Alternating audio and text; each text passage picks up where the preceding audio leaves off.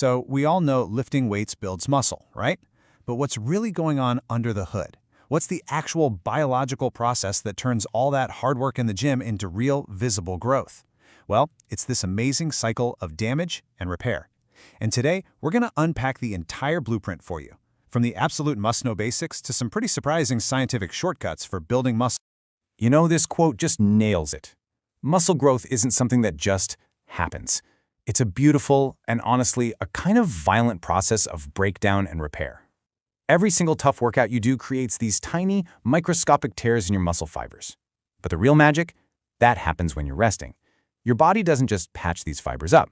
It thinks, well, that was tough. I need to be ready for that again. So it rebuilds them bigger and stronger than before. Okay, so if growth is all about responding to stress, our job becomes pretty clear. The whole game is figuring out how to apply the right kind of stress in the gym. And then, this is crucial, provide the absolute perfect conditions for your body to recover and rebuild. So let's start with the non-negotiables.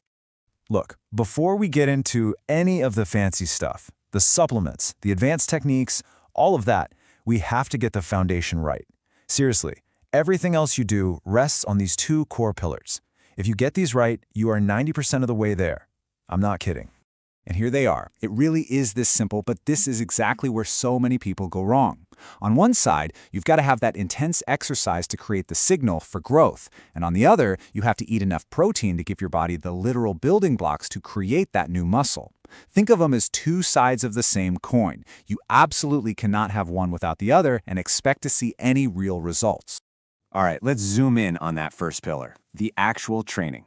What does high-intensity exercise really even mean? It's not just about grunting and lifting the heaviest weight you can find. It's about lifting with the right technique to maximize that growth signal we just talked about. You know, the latest research has really zeroed in on what matters most when you're lifting. And the one thing that keeps coming up again and again is training the muscle in a fully stretched position. That's where the magic happens, where you get the most muscle damage and send the loudest signal for growth. And just as important is control, especially on the way down, the lowering part of the rep. You can't just let gravity take over. You have to be in command of that weight the entire time. So how long should one rep actually take? Well, to maintain that control we're talking about, you should aim for each repetition to last somewhere between 2 and 8 seconds. Now, I know that sounds like a huge range, but the principle is what matters. You are moving with intention. You're in the driver's seat. It's not about just getting the weight from point A to point B. It's about controlling it through every inch of the movement. All right, so you've gone to the gym. You've created the stimulus. You've sent the signal. Now what? Well, now we have to talk about pillar number 2. Giving your body the raw materials to actually repair and grow. This is where your kitchen becomes just as important as the weight room. So, the big question, how much protein do you really need? There are a couple of great ways to figure this out. The super precise way is to base it on your lean body mass. That's basically your total weight minus your body fat.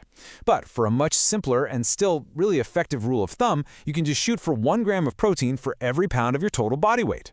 Honestly, either method is going to get you right in that sweet spot, so just pick the one that's easiest for you to actually stick with. Let's just boil this all down into a super simple daily checklist for you. Number 1, hit your protein target no matter what. Number 2, eat just a little bit more than you burn. Gaining about half a pound a week is a fantastic sign that you're in a good spot to build muscle without packing on a bunch of fat. And number 3, try to spread your protein intake out over 3 to 4 meals. This just gives your muscles a steady stream of those building blocks all day long. Okay, so now that we've got our foundation locked in, smart training and solid nutrition, we can start to explore a few, shall we say, surprising and totally science-backed accelerators. Now, think of these not as magic pills, but as ways to kind of optimize the whole system and give yourself a little edge. First up is creatine, probably one of the most studied supplements in the entire world. Now, it doesn't build muscle directly. What it does is act like a rapid recharge system for your muscle's main energy source, which is called ATP. What that means for you is that you can maybe squeeze out an extra 1 or 2 reps on your toughest sets. And that little bit of extra work, when you compound it over weeks and months, leads to way more muscle growth. So if you want to get the benefits of creatine fast, a really common way to do it is with what's called a loading phase.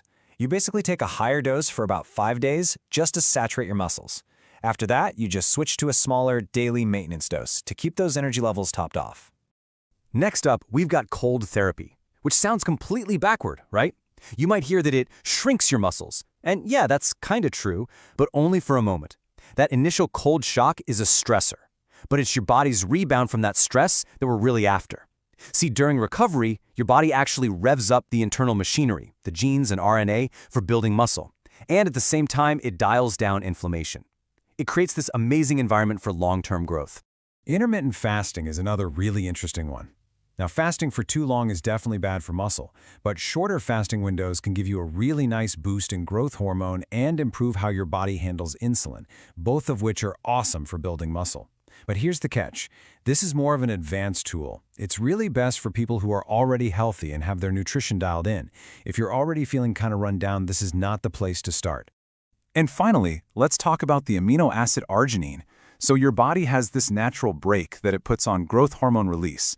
What arginine does is it basically tells that brake to ease up for a little while, which can allow for a bigger pulse of growth hormone, especially when you take it before a workout.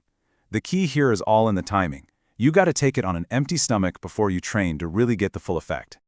Whew, okay, we have covered a lot, from the core pillars to those advanced accelerators, but how do we put this all together? How do we synthesize this into the single smartest path for you to move forward? Let's build a simple, powerful formula right now. Okay, here's where it all comes together. Pay attention to this. If you just eat less and move more, yeah, you'll lose weight, but some of that is going to be muscle you worked hard for.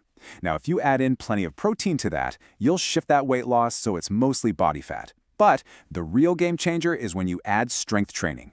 That's the signal that tells your body, hey, we need this muscle, protect it, build more of it, and let's burn this fat for fuel instead.